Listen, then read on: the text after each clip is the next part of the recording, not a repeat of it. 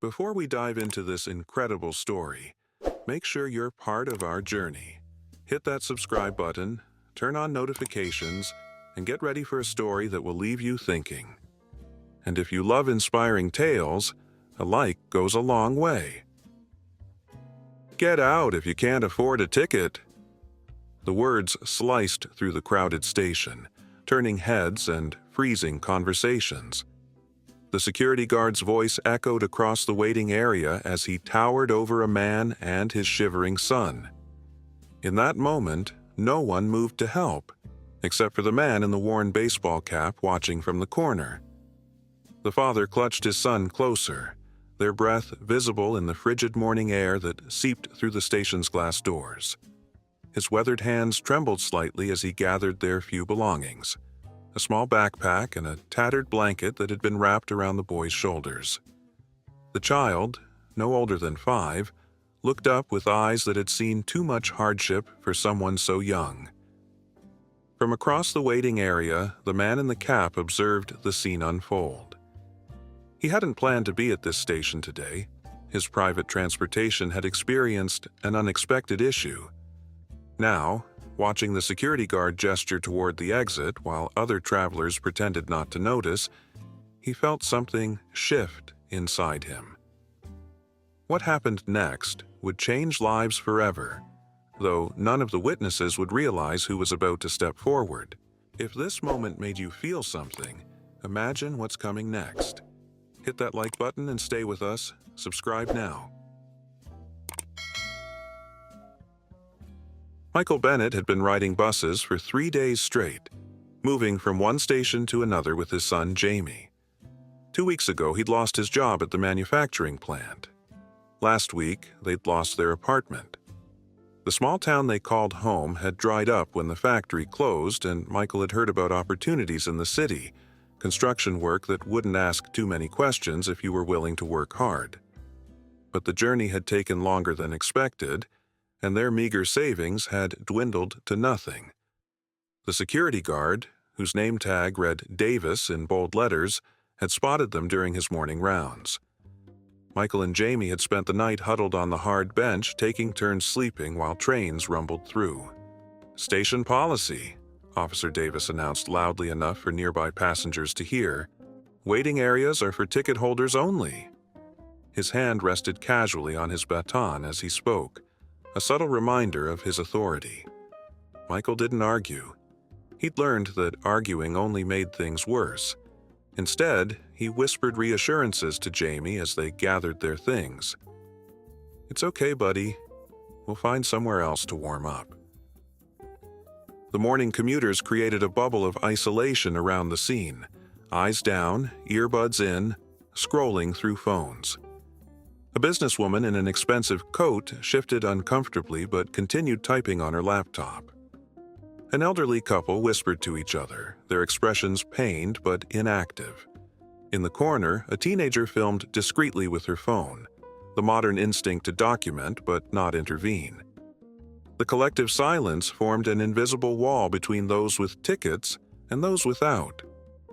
Officer Davis had encountered this situation too many times. Homeless people using the station as shelter was a daily problem, and management had been clear: maintain the standards of the station or find another job. "Look," he said, his voice softening slightly at the sight of the boy's frightened face. "There's a shelter about 10 blocks west." But both men knew those shelters filled up by sunset each day. Michael nodded anyway, his jaw tight, pride battling with necessity. Jamie pressed closer to his father, his small hand clutching Michael's worn jacket. "Dad, I'm hungry," he whispered, not understanding the weight his innocent words carried in that moment. The security guard checked his watch impatiently. The man in the baseball cap and the simple dark jacket stood out precisely because he was trying not to. Anyone looking closely might have noticed the quality of his casual clothing or the high-end watch partially hidden under his sleeve. He had arrived 30 minutes early for a meeting after his driver called in with car trouble.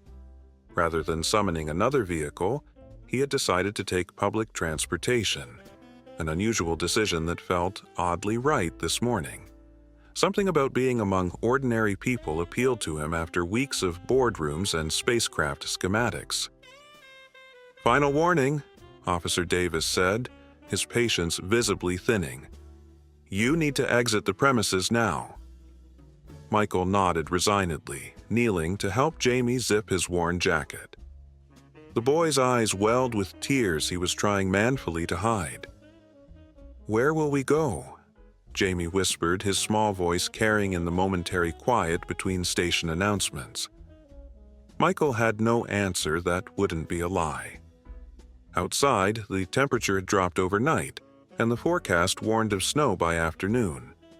As Officer Davis reached for his radio to call for backup, the man in the cap set down his coffee, removed his sunglasses, and made a decision. The handful of people who recognized him immediately did double takes, phones emerging from pockets as realization dawned about who was about to intervene. Things are about to take a turn. Don't miss what happens next. Subscribe, like our video, and keep watching.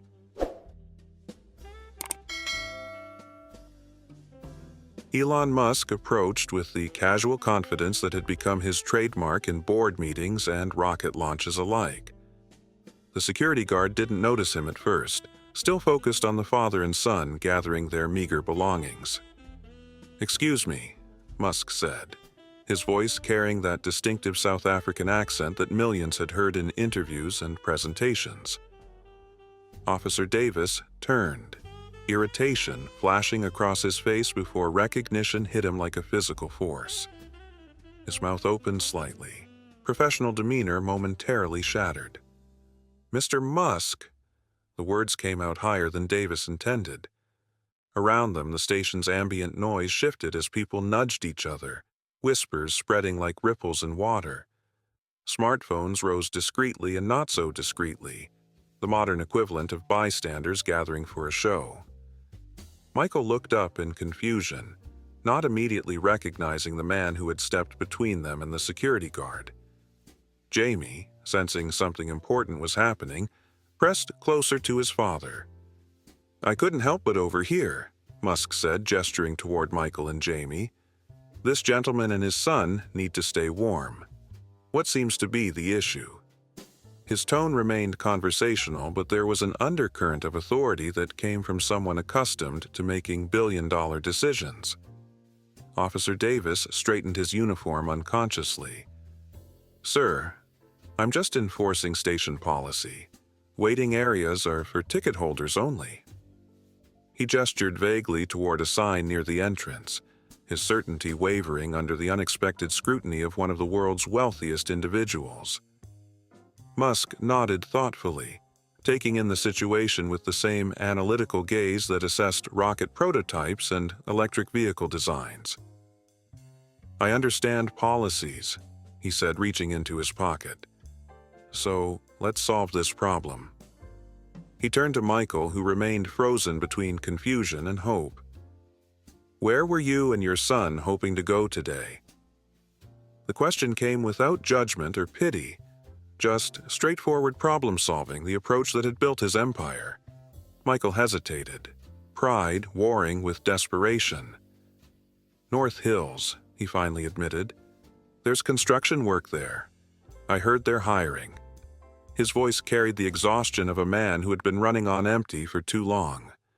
Jamie looked between the adults with the watchful silence of children who have learned to read the currents of adult conversations for signs of danger or relief. "Perfect," Musk replied, turning back to the ticket counter where a wide-eyed attendant was pretending not to stare. 2 tickets to North Hills, round trip, and... He glanced at his watch. Make that open-ended returns. The station had gone remarkably quiet except for the automated announcements overhead and the increasingly obvious sounds of people filming. The security guard shifted uncomfortably, caught between his job responsibilities and the surreal presence of a tech billionaire buying tickets for homeless strangers. Michael stood speechless, one hand protectively on Jamie's shoulder. "Sir, I can't accept," he began. But Musk cut him off with a raised hand. "Consider it an investment," he said, his expression serious. "When you're back on your feet, you can pay it forward to someone else who needs help." The ticket attendant returned with the printed tickets, handling them to Musk with barely concealed awe. In the background, station management had emerged from offices, alerted by staff to the celebrity presence causing a stir in their waiting area. Officer Davis cleared his throat. "Mr. Musk, while I appreciate what you're doing, there are still station regulations about loitering and—" Musk turned to face him directly, his expression shifting subtly. The same intensity that had famously stared down skeptical investors and dismissed impossibilities now focused entirely on the security guard. "They're ticketed passengers now," Musk stated simply, handing the tickets to Michael. "Problem solved, wouldn't you say?" The atmosphere in the station had transformed completely. What began as a routine removal of homeless individuals had become something else entirely.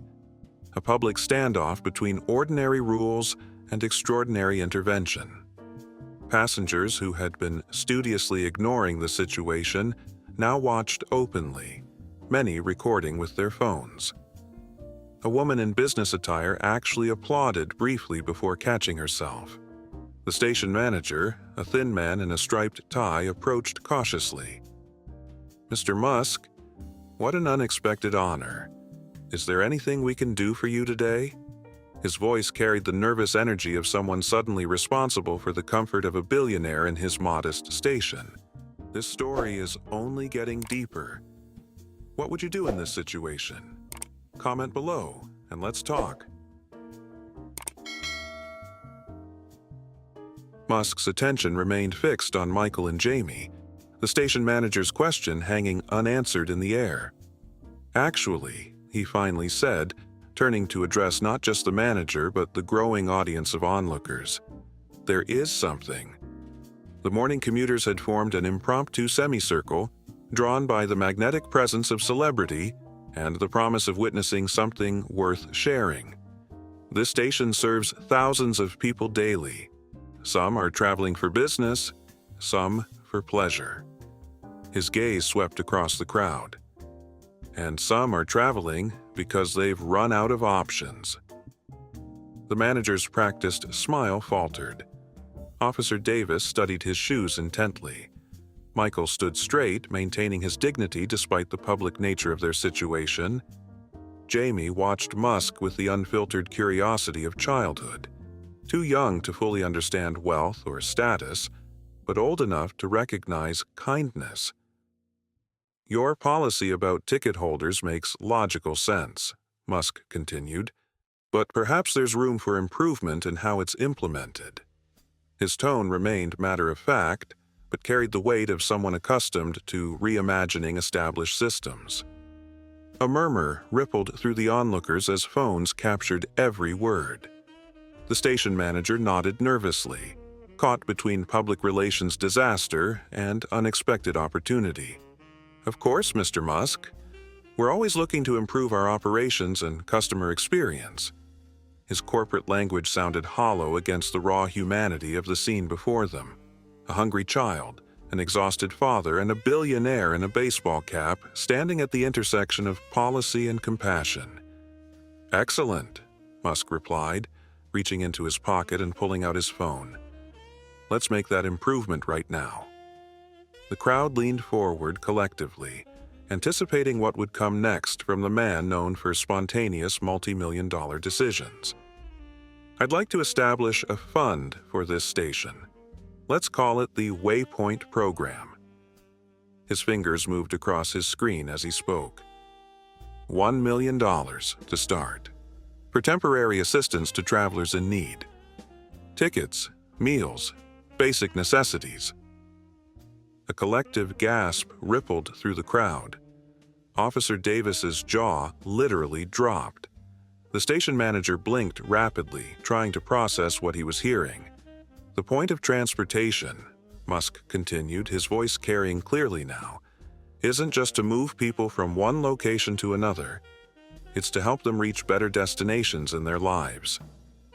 He looked directly at Michael as he spoke these words, one father to another. This program will allow your staff to use their judgment, their humanity, when they encounter people like Michael and his son.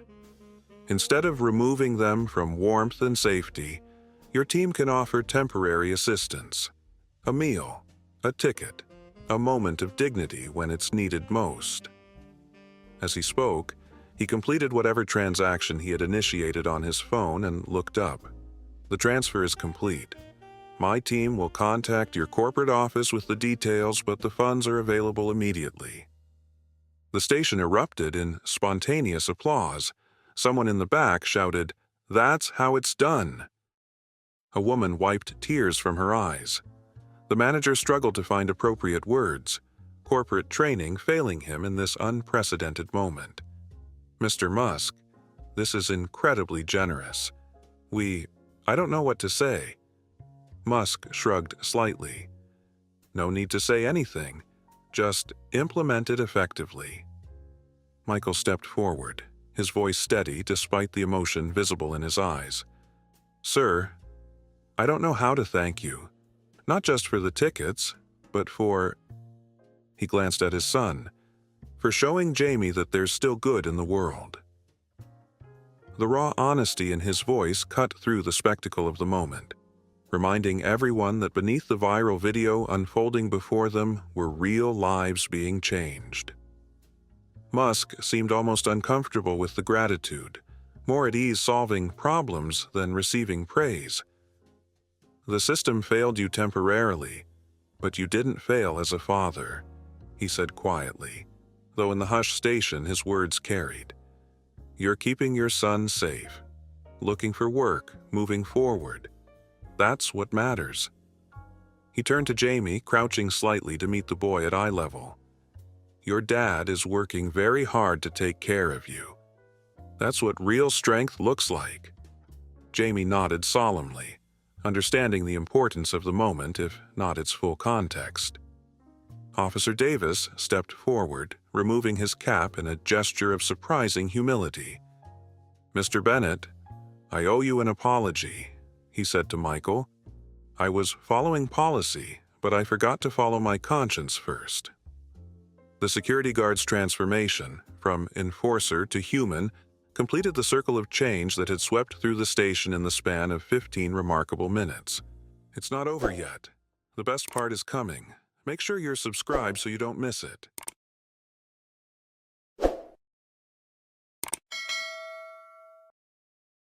By noon, the video had reached 5 million views across platforms. The image of Elon Musk standing beside a homeless father and son, announcing the creation of $1 million assistance program in a random train station, had struck a chord that resonated far beyond those who witnessed it firsthand. Hashtags multiplied. # Waypoint Program, # Elon Musk moment, # Humanity First. News outlets scrambled to verify the story, contacting the station for confirmation. Michael and Jamie boarded their train to North Hills, upgraded to comfortable seats by a station staff suddenly eager to assist.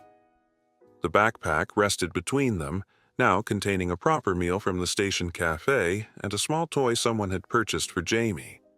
Michael stared out the window as the city gave way to suburbs, then countryside. He held the business card Musk had pressed into his hand with a scribbled phone number on the back. "Call when you're settled," Musk had said. "My company can always use people who don't give up." Back at the station, the manager had already received 3 calls from corporate headquarters. What had begun as demands for explanation had quickly transformed into enthusiastic support once the social media metrics became clear. The publicity value alone far exceeded the $1 million donation. By early afternoon, they'd assigned a team to draft guidelines for the new Waypoint program, with Officer Davis surprisingly volunteered to help develop the training protocols. Within 48 hours, the ripple effects spread beyond a single station and a viral moment. 3 major transportation companies announced similar programs at their terminals. A tech billionaire in Seattle pledged to match Musk's donation in 5 cities across the Pacific Northwest. A senator referenced the incident in a speech about compassionate capitalism. The conversation had shifted from a single act of generosity to a broader examination of how public spaces serve all members of society. For those who had been present that morning, something more personal had changed. The businesswoman who had initially ignored the situation donated her designer coat to a shelter before heading home. The teenager who filmed the encounter started volunteering at a food bank. Officer Davis requested a permanent role in developing the Waypoint Program, his understanding of both security concerns and human needs making him uniquely qualified to bridge those worlds. Musk himself said little publicly about the incident, letting his actions speak for themselves. When pressed for comment by reporters, his company issued a simple statement: Mr. Musk believes in practical solutions to human problems. Behind the scenes, however, his team had begun researching how transportation hubs could better serve as temporary resource centers for people in transition. Another systems problem to solve. Another opportunity to reimagine established structures. 3 months later, Michael Bennett started his job at SpaceX as part of the facility's maintenance team. Not because of charity, he had passed every standard interview process, but because opportunity had finally aligned with his willingness to work. Jamie started school, quickly making friends and talking excitedly about rockets and Mars. Their small apartment near the facility became a home, filled gradually with modest furniture and growing hope. On his first day, Michael passed Elon Musk in the hallway. The billionaire stopped, genuinely pleased to see the familiar face. Bennett, good to have you aboard. Just 5 simple words, but they acknowledged a journey that had begun with, "Get out if you can't afford a ticket," and ended with belonging. Not a handout, but a hand up. The difference that truly matters. The most powerful change wasn't captured in viral videos or news reports. It lived in the silent moments. Officer Davis pausing to really see the people who passed through his station each day. The station manager creating a small pantry of essentials for travelers in need. A father explaining to his son that no matter how successful you become, your true wealth is measured by what you do when no one's watching, or when everyone is. The lesson wasn't that billionaires should save us, but that each of us holds the power to recognize humanity in strangers, to question systems that fail people, and to remember that we're all just travelers, hoping to reach a better station in life. Wow, what a story! If this moved you, imagine what else we have for you. Hit that like button, drop a comment, and let us know what you think.